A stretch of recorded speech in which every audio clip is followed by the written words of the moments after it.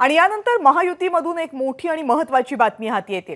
शिवसेनेचा दक्षिण मुंबई, ठाणे, शिर्डी आणि नाशिक या लोकसभा मतदारसंघांवरचा दावा कायम आहे। इच्छुक उमेदवारांची नावं शिवसेनेने भाजपकडे पाठवली आहेत। चारही जागांवर महायुतीमध्ये चर्चा सुरू आहे।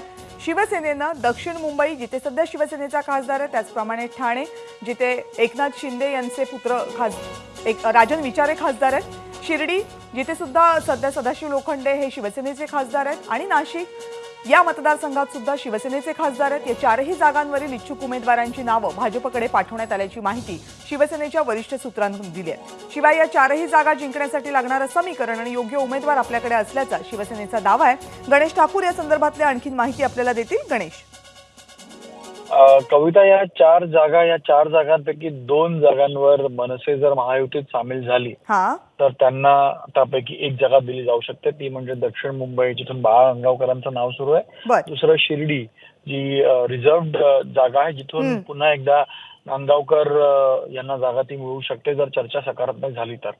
आणि मात्र आता शिवसेनेकडनं या दोन्ही जागांवर दावा केला गेला की तिथं त्यांच्याकडे चांगले उमेदवार आहेत आणि त्यांची नावं आणि समीकरणं हे पक्षश्रेष्ठींना दिल्लीत भाजपच्या पाठवल्या गेल्या आहेत। याशिवाय नाशिक आणि ठाणेमध्ये भाजप दावा करत होती किंवा भाजपचं म्हणणं होतं की ती जागा त्यांना सोडण्यात यावी।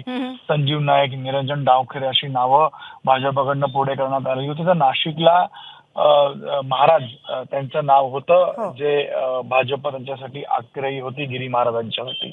या दोन्ही जागांवरती नाशिकमधनं हेमंत गोडसे आहेत, तर ठाण्यातनं जो ठाणे बालेकिल्ला मानला तो मुख्यमंत्री एकनाथ शिंदेचा आणि तिथं प्रतिष्ठेची लढाई आहे, तिथं त्यांना लढायचं आहे कारण ते स्वतः ठाण्यातनं येतात, म्हणून ती जागासाठी ते आग्रह होते।